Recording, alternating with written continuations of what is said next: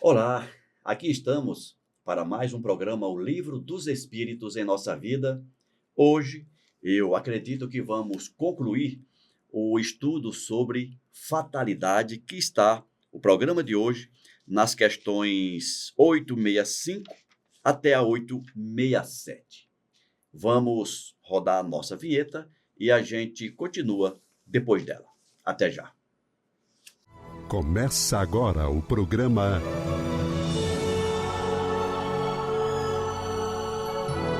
O Livro dos Espíritos em Nossa Vida.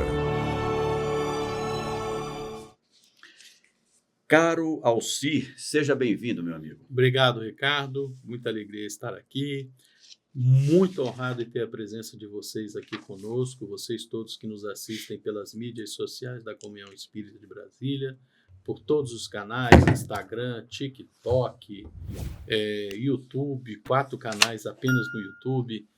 Muito honrado de estar aqui com vocês, para que a gente possa estudar mais um pouco e aprender um pouquinho mais com esse nosso Livro dos Espíritos. Forte abraço. Alcir, eu acredito que neste programa nós encerraremos o estudo sobre a fatalidade, iniciada lá na questão de número 851 e agora na questão de número 865 e até a 867 se encerra essa temática. E na questão 865, o Kardec perguntou o seguinte: como explicar a chave que favorece certas pessoas nas circunstâncias em que nem a vontade, nem a inteligência não interferem? O jogo, por exemplo. Então, o entendimento do Kardec, né? Então, já que não existe fatalidade, a não ser naquelas coisas que realmente são determinantes, o que é que faz que uma pessoa tenha mais sorte no jogo do que outras? O que faz com que uma ganhe e outra não ganhe? O que é que está por trás disso? Olha, toda vez que eu aprendi que toda vez que alguém usa a palavra jogo, eu devo me reportar aos nossos estudos de matemática, de análise combinatória e probabilidade, que a gente estudou no ensino médio, né? Como é que é? Arranjo, combinação, arranjo e tem mais um, permuta. CAP. Combinação, arranjos e permutas. Caramba, se eu tenho um baralho comum, a chance de eu abrir e achar um ás, se for o baralho completo, né? Aquele que vai de ás a rei, de ás a 10, valete, dama, rei, tirando os coringas, é 1 em 52. Então, é uma chance em 13 de eu pegar um ás. Eu lembro dessas coisas com muita facilidade. Eu tenho que admitir e peço desculpa a vocês. Eu não conheci na vida ninguém que fosse bafejado pela sorte, que sempre ganhasse. Mas conheci, infelizmente, muita gente que acreditava que tinha sorte e perdeu muito jogando. Porque a verdade é a seguinte, a banca sempre ganha. A banca estuda essas probabilidades, seja 21, baccará, buraco, apenas para falar de jogos de cartas. E esse é o objetivo da banca, né, Claro, Almeida? é te enganar, te a iludir. banca não está ali para te dar prêmio. Não, ela está ali para te iludir. A questão é essa. Agora, tirando essa questão do jogo, que aí eu dava para falar só de matemática, existem realmente pessoas que parecem bafejadas pela sorte. Né? Dá tudo certo com elas. Assim como também existem aquelas pessoas que parece que nasceram com um probleminha, que tem uma nuvenzinha carregada de tempestade particular para eles. Também é verdade. Claro, nós já sabemos, já de tanto estudar, até aqui no livro, no que nós já passamos, quando nós voltamos à carne, tem programação. Né? De repente, um é programado, olha, agora tu vai enfrentar a tentação, a prova de conseguir as coisas sem muito esforço. E a outro, olha, agora você vai ter que passar pela prova, pela experiência, de se esforçar muito É. e ter muitos sinistros na vida, né? Vai ter que ralar. Vai ter que ralar mais do que os outros. É. Então, cada um vem com uma... Eu não vou dizer sina, porque sina dá uma percepção, mas cada um de nós tem uma programação que pode ser mais ou menos mudada conforme o esforço próprio. Ou E vou seja, ficar por aí. mais uma vez, nada de fatalidade em quem ganha mais ou em quem ganha menos. Não. Hoje quem está com muita sorte, daqui a 2 encarnações pode estar com muito menos. E a resposta diz o seguinte, Almeida. Certos espíritos escolheram anteriormente certas espécies de alegrias. Sim. A chance que os favorece é uma tentação. Aquele que ganha como homem perde como espírito. É uma prova para seu orgulho e sua cupidez. É mais ou menos dentro disso que você comentou. É, mais ou menos o que a gente já conversou mesmo. E vamos para as questões seguintes. Uhum. Questão 866. A fatalidade que parece presidir aos destinos materiais de nossa vida seriam, pois, o efeito de nosso livre-arbítrio? Eu estou, de certa forma, insistindo a fatalidade. Isso, eu estou vendo essa questão já respondida em programas anteriores, quando você falou tantas vezes, comentou tanto, que o que a gente entende de fatalidade e até mesmo o que a gente compreende como livre-arbítrio começa desde antes de nossa encarnação. Né? O livre-arbítrio não é uma coisa que foi posto agora para a gente. Quando nós escolhemos nossas provas, já foi o uso do nosso livre-arbítrio. É um fato. Não é isso? É aquela história. Livre-arbítrio a gente passa a ter quando a gente ganha como diz outro, o galardão de ser humano. Pensamento contínuo. Pensamento contínuo e o livre-arbítrio. Né? É o exercício da liberdade. E ele não é exercido só quando estamos encarnados, né, Almeida? Não. Quando a gente está do outro lado, a gente faz ou não faz conforme o nosso próprio desejo, né? Conforme nossa própria decisão. É interessante essa pergunta. Fatalidade. Nós estamos conversando desde muito, conforme muito bem você disse, que fatalidade é uma coisa que não existe. Né? Existem, sim, consequências de atos, né? As coisas se interligam num nível elevadíssimo. É aquela história, né? Quanto é 2 vezes 2?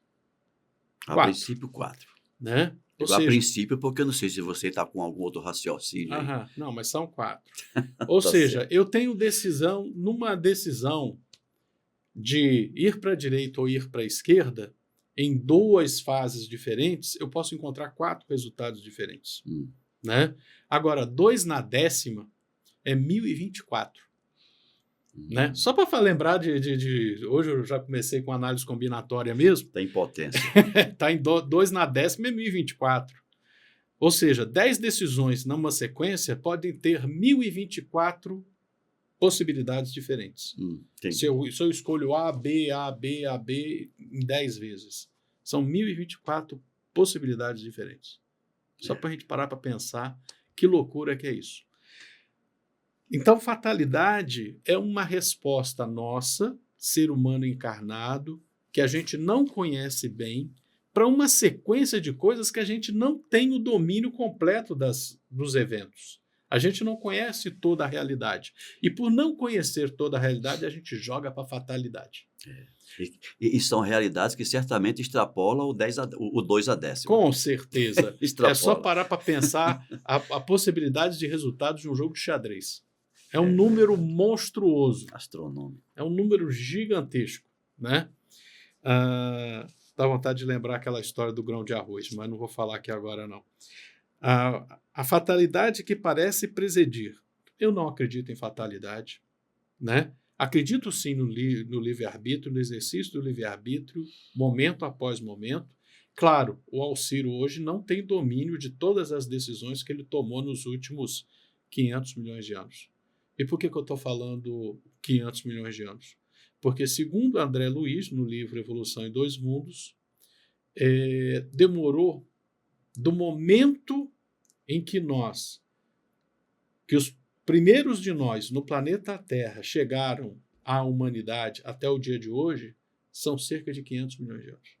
Palavras dele, né? E demorou 1,2 bilhão de anos desde a primeira manifestação da vida no planeta Terra até esse momento em que o primeiro ser vivo chegou a ganhar o livre-arbítrio, a ganhar o pensamento Ao contínuo. estado de humanidade. Por isso que eu digo que é muita coisa. A gente não conhece isso. A gente não conhece isso. E sem esquecer, né, Almeida, que nesse 1,2 bilhão, o processo de evolução espiritual ele não estava parado. Ele era anterior, mas estava em processo, até Sim, chegar ao estado de muitos humanidade. de nós viemos de outros orbes para cá, porque nós éramos muito teimosos lá, aqueles globos avançaram, nós precisamos vir para cá. Outros avançaram muito rápido aqui, já devem ter ido embora. Então, tem todas essas complicações, né? Então, a gente conhece muito pouco da realidade para a gente achar que sabe. Não, a gente não sabe. Concordo Né? contigo. Seriam, pois, efeito de nosso livre-arbítrio? Colocado dessa maneira, quem nós somos hoje é o resultado de um número gigantesco de decisões no nosso passado? Sim, o que nós somos hoje é resultado do nosso livre-arbítrio. Num momento específico, nós chegamos aqui na carne e dizemos, e precisamos da experiência de conseguir muito com pouco esforço. Aí é aquele fatalmente tem sorte. Mas é um ponto pequeno de uma existência que nós podemos colocar à conta de bilhões e bilhões de anos. Né? É um momento fugidio em que ele vive aquela experiência de ter um pouquinho de sorte. Exatamente. Né? E o contrário também é verdadeiro. Né? A gente avança, a gente aprende, é um processo muito grande e a gente conhece muito pouco. Ótimo, Almeida. E a resposta diz o seguinte, eu vou repetir a pergunta. A fatalidade que parece presidir aos destinos materiais de nossa vida seriam, pois, o efeito de nosso livre-arbítrio? Resposta. Tu mesmo escolheste a tua prova. Quanto mais rude ela for e melhor a suportares, mais te elevarás. Aqueles que passam sua vida na abundância e na felicidade humana são espíritos frouxos que permanecem estacionários. Deixa eu fazer dar uma paradinha aqui para comentar um pouco sobre isso, Almeida. Sobre espíritos estacionários? É sobre espíritos frouxos. Né? Olha, frouxo vai ser submetido à tensão. Nós estávamos num grupo de estudo de mediunidade e eu estava comentando, dando como exemplo, né, fazendo comparações, de que a mediunidade é uma oportunidade que o indivíduo recebe para avançar o seu processo de aprimoramento, de aperfeiçoamento. Isso. Então, você reencarna com a responsabilidade de cumprir as responsabilidades no campo material. O médium, além dessas, tem as responsabilidades do campo espiritual, do campo mediúnico. E aí um colega levantou a mão e falou assim, então, Ricardo, eu que não tenho mediunidade nenhuma, significa que eu não tenho nada que eu não preciso adiantar, eu não tenho nada para adiantar. Significa que neste momento decidiu-se que você não deveria fazer isso. Eu disse o seguinte, eu falei, talvez você não tenha mediunidade nenhuma porque você não chegou ainda no nível da dúvida. Você não adquiriu ainda as condições de assumir uma atividade paralela às atividades da matéria. Você só dá conta disso. É uma boa resposta. Só dá conta disso. É uma possibilidade. Uma possibilidade. Quando eu li aqui agora, né, espíritos frouxos, eu estou entendendo também como espíritos mais fracos, espíritos menos capazes de assumir uma tarefa mais avantajada, uma tarefa mais que lhe exija um pouco mais. Né? É só esse comentário, até para os nossos ouvintes entenderem um pouco. Caramba, então, eu não tenho problema na minha vida, eu tenho uma vida tranquila, então quer dizer que eu sou um espírito, ó. Olha, eu só vou dizer uma coisa: qualquer um de nós que a gente está muito bem, todos os boletos estão pagos, toda a família está vivendo bem e com saúde, está sobrando um troco no final do mês na conta, toma cuidado. Como diz outro, o Pai Eterno, em sua infinita sabedoria, está te dando uma oportunidade de trabalhar para o próximo. Te Exato. cuida. Talvez a próxima não seja tão... Não, trabalhar para o próximo. Não, eu digo, talvez a próxima encarnação não seja tão pródiga assim de bênçãos, talvez você venha com um pouco mais de... Então, restrições. Restrições. Para evitar isso. E trabalhando para o próximo agora, você vai estar fazendo um pé de meia para a próxima. Eu diria mais, você está ganhando mérito para poder chegar e dizer, não, peraí, me dá um pouquinho de folga, porque nessa eu já mostrei que mesmo de folga eu trabalho muito e produzo para os outros. Pode me manter. Aí o gerente olha assim, não, mas esse aí eu não preciso dar muita pressão, que ele já está dando conta do serviço sem pressão. Pois é. Mas aqui eu quero fazer um comentário nesse seu comentário. Eu acredito que quando o espírito ele atinge esse nível de consciência, ele não vai pedir trégua, não. Eu quero trabalho. Né? Ele vai querer trabalho. Eu quero trabalho. Ele vai querer trabalho, porque ele quer cada vez mais. Porque quem pede trégua, não, me dá um tempo, é o frouxo. Aquele que já despertou para a nossa realidade, ele não quer perder tempo com trégua, ele quer avançar o passo. Por isso que eu já falei no ponto de vista do gerente. Isso, homem. Se eu não botar pressão esse aí vai produzir até mais. Se eu botar ele pressão, de repente ele vai começar a cuidar muito da família que está dodói, do filho que não tem um prato de comida e só vai cuidar da família. De repente, se eu der todos os meses, ele vai cuidar de umas 20. Exatamente. Cada um de acordo com a sua necessidade e capacidade. Continuando, Almeida, aqui a resposta.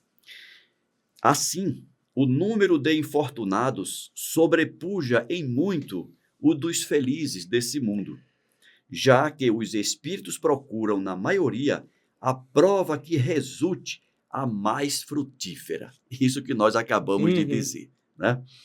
Eles veem muito bem a futilidade das vossas grandezas e das vossas alegrias. Aliás, a vida mais feliz é sempre agitada, sempre perturbada. Não o seria senão pela ausência da dor. É aquela coisa, né? Nós estávamos conversando, tem algumas maneiras de colocar isso evangelicamente. Deus não quer o sofrimento do pecador. Isso. Deus quer o fim do pecado. Quer a sua remissão. Isso. Ou, para usar aquela frase que você já ouviu hoje umas 10 vezes, misericórdia quero e não sacrifício.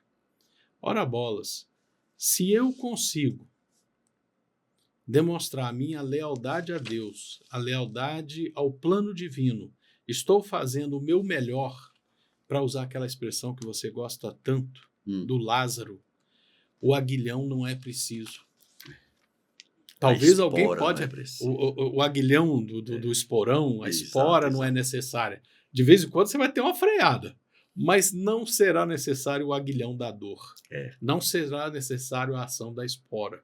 Exato. Né? Apenas para usar Lázaro, Evangelho segundo o Espiritismo, capítulo 6. Capítulo 6, item 7? Item, se eu não me engano, é o item 9, então se não me engano. Então é 6, 9. Corrijam aí se estiver errado. Né? A gente tem que aprender a usar a lei a nosso favor, né? Ora bolas, se os espíritos de luz, os espíritos que nos guiam, nos fazem evoluir pela ação do freio e da espora, a gente tem o direito de escolher, né? Olha, eu vou trabalhar de maneira que eu não preciso da espora. Eu vou fazer minha parte sem precisar da espora. E eu acho que é sempre bom lembrar, né, Alci? Porque a linguagem bíblica, principalmente, mas também a linguagem evangélica, ela está eivada de simbolismo. Sim. Né? Então, freio e espora. Aquele colega que está vendo agora pela primeira vez, ouvindo pela primeira vez essa expressão, O que é essa espora, né? Ou usar uma palavra mais genérica, como você usou, esse aguilhão, né? Uhum. Esse cutucador, impulsionador. Eu Né? fico lembrando, e você já me disse que já fez isso? Aham. Você já foi candeeiro, né? De Candeeiro de carro de boi. Ah, sim.